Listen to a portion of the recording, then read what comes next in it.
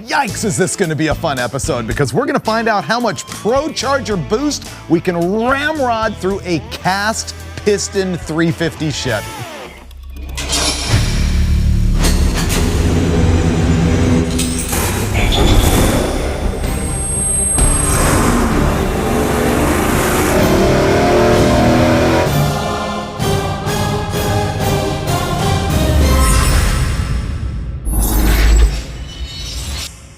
Okay, first of all, let me explain the title of this video. How much boost can a stock engine take? Same thing last time when we ran a 305 Chevy and blew it up on nitrous. People said, that is not a stock engine, the heads and cam have been done. Here's the deal. What I really mean is how much boost, how much nitrous can a stock short block take? A short block is too confusing to put in a YouTube title. What it means is everything inside the cylinder block of the engine.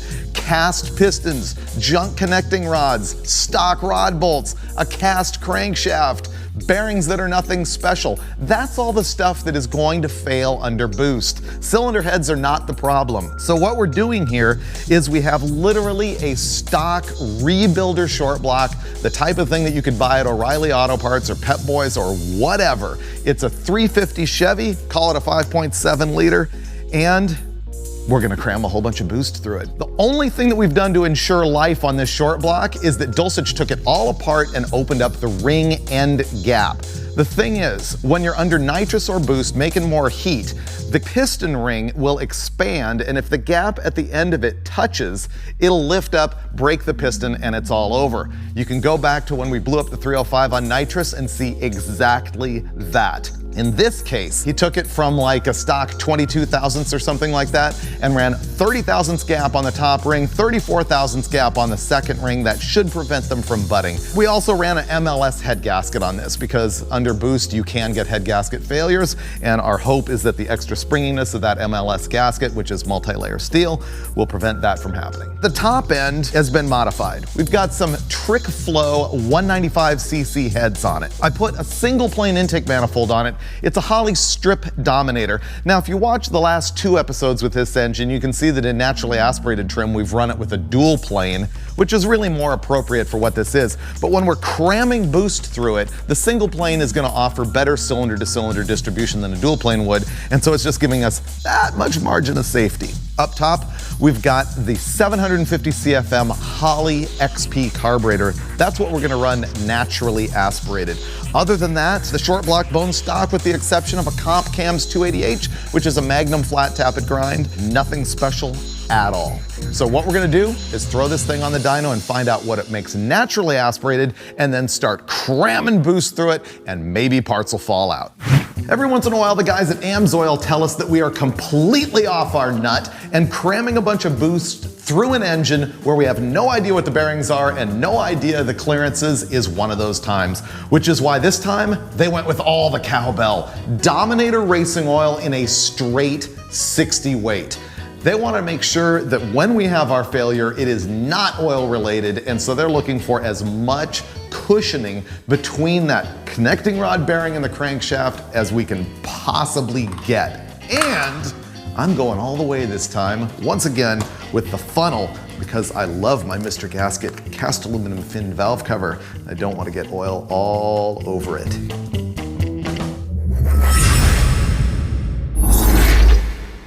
All right, our victim's on the dyno. We've already tuned the thing up, and unfortunately, it's kind of weak sauce, but we knew it was gonna be because that big single plane intake manifold is really a mismatch for the low compression and very small camshaft that's in this thing. Let's fire it up and show them how disappointing it is.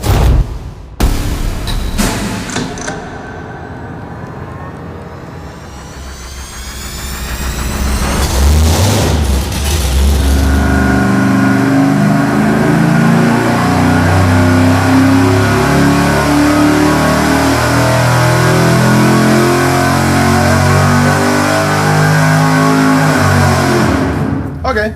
Yeah, about the same up top.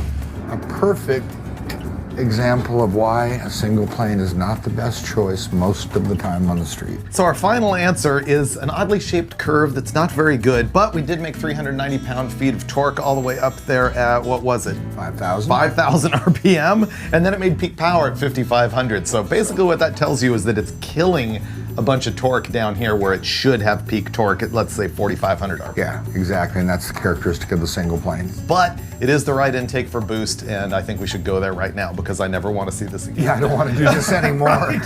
So, pro-charge it!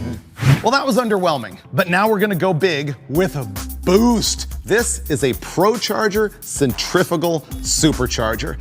Now, I've never run the ProCharger brand before, but I am impressed so far. The quality on this thing is nice. These are made in USA. They've got a billet impeller, they have a billet gear drive setup, and the company makes blowers all the way from, a tiny 850 horsepower capable unit all the way to 3,500 horsepower, which is cool. The particular model that they asked us to run today is an F1 A94. It's got a 9-inch volute, it's nice and compact, it can flow 1,625 CFM, it can make 1,200 horsepower. It's a self-contained unit, meaning that it does not need oil plumbed to it from the engine.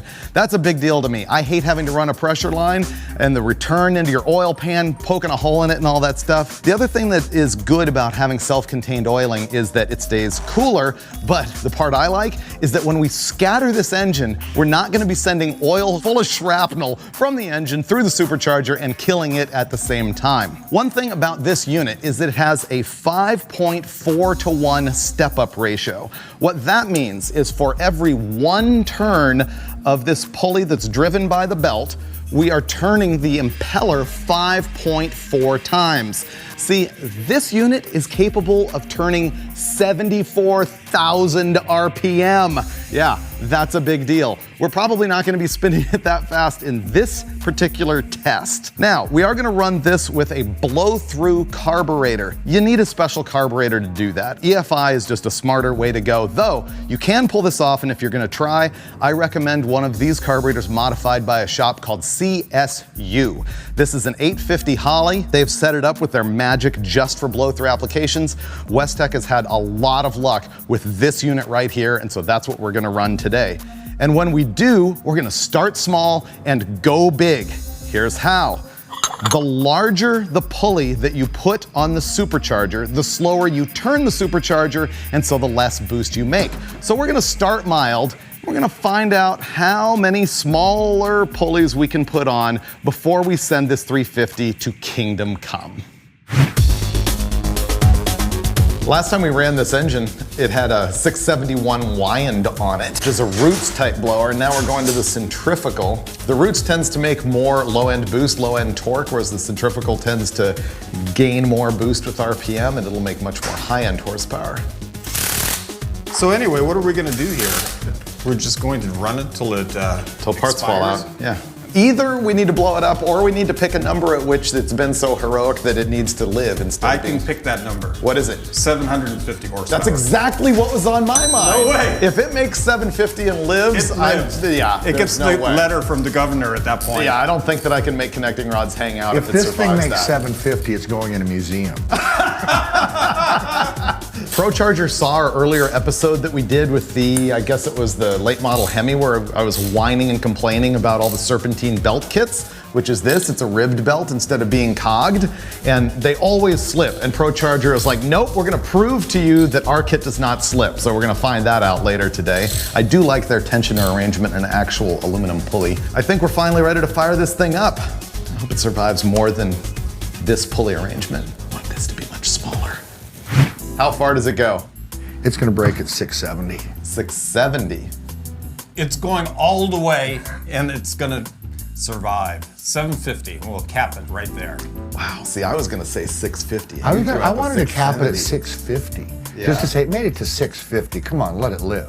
I hate wrecking stuff for absolutely no reason, but the audience loves it. It'll make it. Well, it's really not for no reason. We're finding out where cast pistons fail. Yeah. Yeah, that's the science, right? I also changed from Rocket Brand 114 to Rocket Brand 118. I'm giving it all the octane we can, specifically designed for blower motors and lots of boost. So we're just trying to take everything and make it as safe as we possibly can. Because we really, at this point, don't know how much boost it's going to make. It'll probably make 6 pounds, and then we have to go change pulleys. Right. But we're going to find out where it goes. I think it's going to be well over 10 pounds with this setup, like 11, 12. My Might be. prediction. That's what we're here for. Find out. If we're going to break it, I hope something hits the door.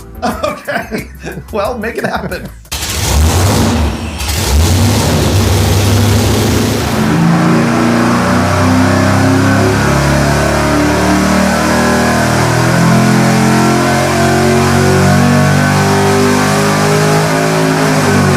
Woo! 634! What? Wow! So there you have a smooth Hyundai at the peak over roots. Amazing! If this were a tune-up at the drag races, we would probably lean it out a bit. But I was actually rolling in at the really low boost numbers because it's centrifugal. It was like 12.4. It's like, okay, this is cool. Then I'm just watching the carburetor work flawlessly. And it goes down into the 11s at about 10 pounds. And by the time we were at 14 pounds, it was in the 10s, which is granted a bit fat, but I'm better with that. Call up the graph. Let's see where the peaks are. Wow. Look how far it pushed the peak torque. It's a rising boost curve with the centrifugal, so it just keeps pushing peak torque up. Yeah. It's Crazy. very cool. This is crazy. Dulcich was right on the boost. What? 14? He said it's going to make up there. He said I think it's going to make 14. 14? Yeah, It made and it made 14. You are smart sometimes. Sometimes. Sometimes. Come on. No, it was a backhanded compliment. We just made 561 pound-feet of torque at 5,400 RPM. That torque peak being pushed like 1,000 RPM higher than naturally aspirated just because of airflow. 634.7 horsepower at what was it, 6,300 RPM? Yeah, we were right up there. Now it is flat, so but I'll run it another 100. Wow, I gotta see the overlay. Show me naturally aspirated versus this. Wow! Yeah, I think I'd choose that. Look at that, cast piston, but 118 octane Rocket Brand, 30 degrees of timing. Well, and that may not be what you need, but it's what we did to be really safe and see how far we could take it. Right. We could back the octane off. We could probably add another couple degrees of timing. No, I want to make it live as long as it can. Exactly. There you go, 14 pounds, stage 1, 561 pound-feet of torque, 634 horsepower. Ready to go with a smaller pulley? 680, 750, who knows? All right, so with this blower pulley, we're spinning at about 55,000 at peak RPM with this motor.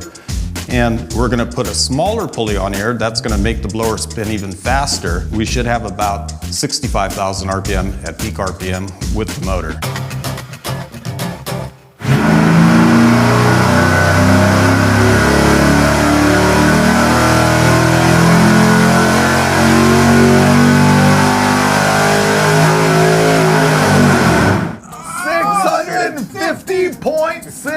Horsepower at 6,200 RPM, and it is rolling over at that point. And it looks like our torque peak is 575 at 5,800. It's weird, the torque peak and the horsepower peak, the point of RPM, keep getting closer and closer because it's just cramming air through the engine, which just extends that torque peak, which is what makes more horsepower. Let's go step it up. Yep. Should we let Dulcich pick the pulley or? Sure. Oh man. Sure, live dangerously. Well, that was 14.7 pounds and 651 horsepower. So my prediction of parts on the floor at 650 was wrong. We thought we were gonna make big steps. We changed our mind. We're gonna keep going small because we really wanna see how far we can go before it explodes. If we went straight to like 30 pounds of boost right now, we wouldn't know if it could tolerate maybe 18. So this is a 4.25 inch pulley. Now we're gonna go to the 4.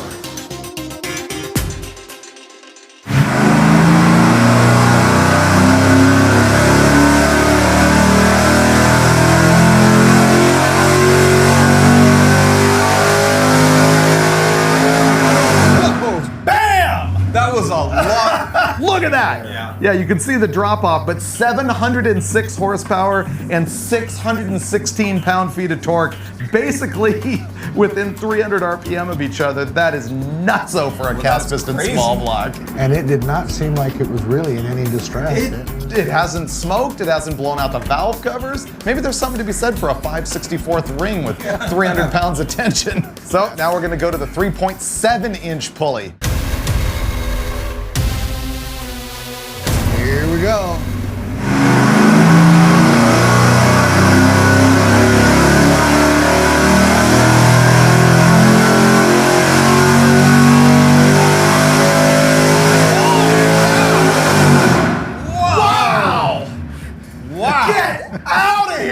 What we just saw there, our final with the 3.7-inch pulley and 18 pounds of boost with a little bit of belt slip, is 653 pound-feet of torque at 5,800 RPM and 733 horsepower at 6,000 RPM. I have complete confidence in this motor now. It can It's go 800, dumb, isn't it? 850. With that Rocket 118, it's...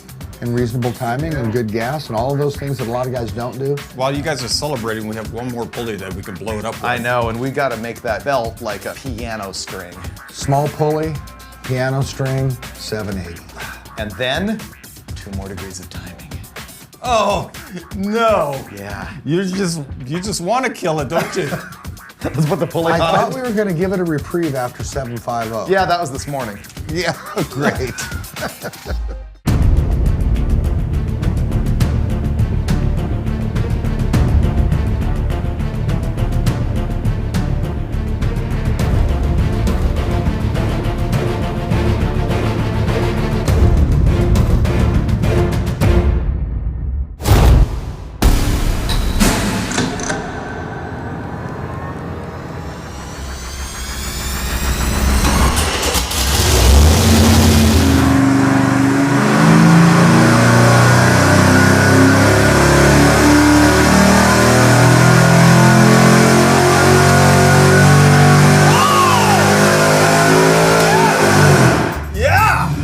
Mic drop. The belt still slipped, but I saw 25 PSI. Did you? 765 horsepower. Wow. Didn't make 700 pound-feet though, made 693. That is the comparison of naturally aspirated power to our boosted power. That's insanity. That's 300 pound-feet increase. And look, almost doubled the horsepower of the thing. A winner. This morning when I was driving in here, I was debating with myself if I needed to bring in a shovel, a rake, or a mop.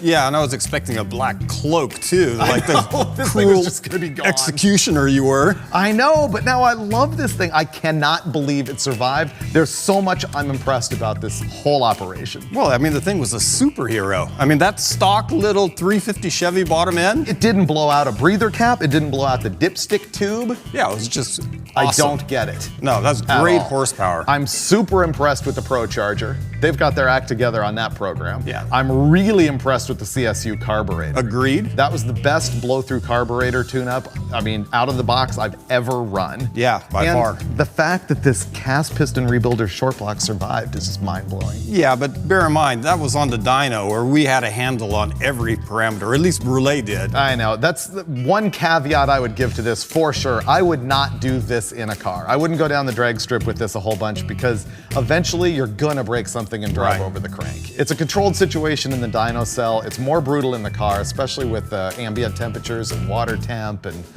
But you're only talking about that much more durability parts. Better rods, better pistons, maybe upgraded rings. a Dart SHP block, and you're good to go. You could run this thing forever. So I think what people really learned here is what's possible with a super simple combo. I can't imagine how much better it would be with like a solid roller camshaft and a real short block. And you learned how to tune this thing to make it survive, showing that you can do this in the real world. And this is expensive. Yeah. But in the world of what would become 800 horsepower with a proper motor, it's not that expensive. No, it's probably the cheapest way I can think of doing it, really. I know. In fact, I'm planning on doing exactly this with that supercharger to put in our land speed car for El Mirage. All right, that'll be cool. I know. I want to do Yeah. like a 12-degree head thing. It's going to be crazy. And you will see that on a future episode of Engine Masters at some point. So look for it on Engine Masters, which is presented by AMSOIL with support, as always, from Mr. Gasket, like these swanky valve covers, and also Earl's Vapor Guard hose. You know what the real question is? What? What's the worst hair situation? Dulcich now, or What? you with the ponytail, or me with the mullet?